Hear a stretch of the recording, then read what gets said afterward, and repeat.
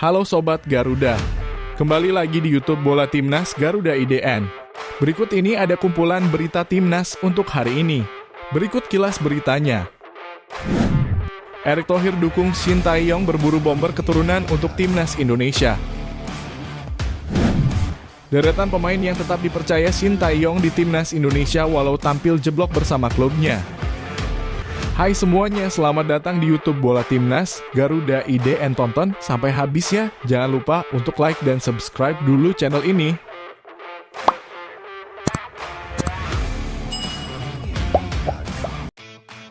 Erick Thohir dukung Shin Tae-yong berburu bomber keturunan untuk Timnas Indonesia.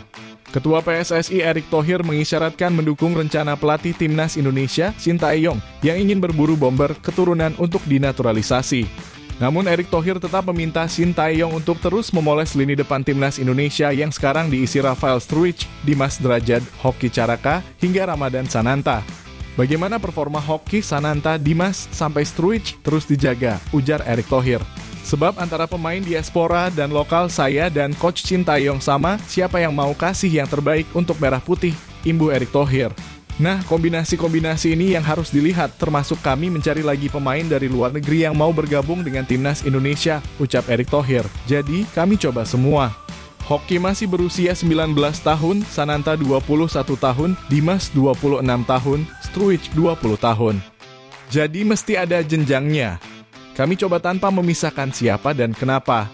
Yang penting semua untuk Merah Putih, jelasnya. Selain dari diaspora, kata Erick Thohir, pencarian penyerang untuk Timnas Indonesia juga bisa dilakukan di kompetisi domestik, terutama di BRI Liga 1 2023-2024. 4 pemain dalam proses naturalisasi dari Liga Indonesia dan liga-liga di dunia. Siapa tahu ada pemain-pemain yang bagus di Liga Indonesia dan liga-liga dunia. Kami lihat, ungkap Erick Thohir. Saat ini PSSI masih memproses naturalisasi 4 pemain keturunan. Keempatnya terdiri dari Nathan Chu Aon, Ragnar Oratmangoen, Hom Haye, dan Ma Arten Paes. Dari 4 pemain yang naturalisasinya sedang dijalankan itu, hanya Oratmangoen yang atribut menyerangnya tinggi karena berposisi sebagai winger. Sisanya berperan menjadi kiper, bek, dan gelandang. Deretan pemain yang tetap dipercaya Shin Tae-yong di Timnas Indonesia walau tampil jeblok bersama klubnya. Pria yang akrab disapa STY itu pun juga telah mengaku telah mendapatkan tawaran dari negara lain. Hanya saja dia masih menghormati kerjasama dengan PSSI. Kabar itu pun membuat publik terbelah. Walau tampil apik di Piala Asia 2023, beberapa pihak menilai dirinya tak mampu membuat skuad Garuda tampil atraktif. Jauh sebelum itu, pemanggilan pemain yang dilakukan STY juga menimbulkan kehebohan. Alih-alih merancang skuad dari tim papan atas, ia malah memilih pemain yang klubnya jeblok di papan bawah. Nama pertama yang ada dalam daftar ini adalah Dimas Drajad.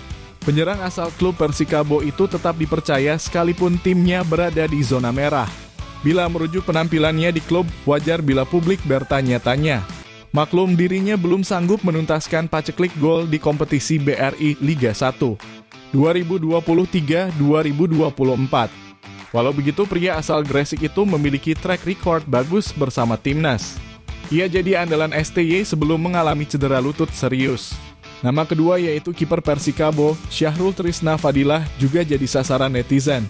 Dirinya dianggap tak pantas mengingat Laskar Padjajaran masih berkubang di zona degradasi. Walau begitu, STY bergeming dengan keputusannya. Dia menganggap pemain asal Sleman itu memiliki ketenangan yang dibutuhkan timnya selama di Qatar. Tetapi Malang tak dapat ditolak. Dirinya mengalami cedera dalam persiapan akhir dan harus rela digantikan oleh Nadeo Argawinata di skuad final. Nama ketiga yang dianggap tak pantas membela tim Merah Putih adalah Dendi Sulistiawan. Penyerang Bayangkara Football Club itu dinilai tak akan mampu memberikan solusi ketajaman lini depan. Penggawa Borneo Football Club Samarinda Stefano Lillipali dinilai lebih layak. Selain membawa timnya di puncak klasemen, ia juga jadi instrumen penting lewat gol dan asistnya. Tetapi sekali lagi STY menganggap Dendi lebih sesuai untuk skemanya. Walaupun pada akhirnya pemain asal Lamongan itu hanya jadi penghangat bangku cadangan.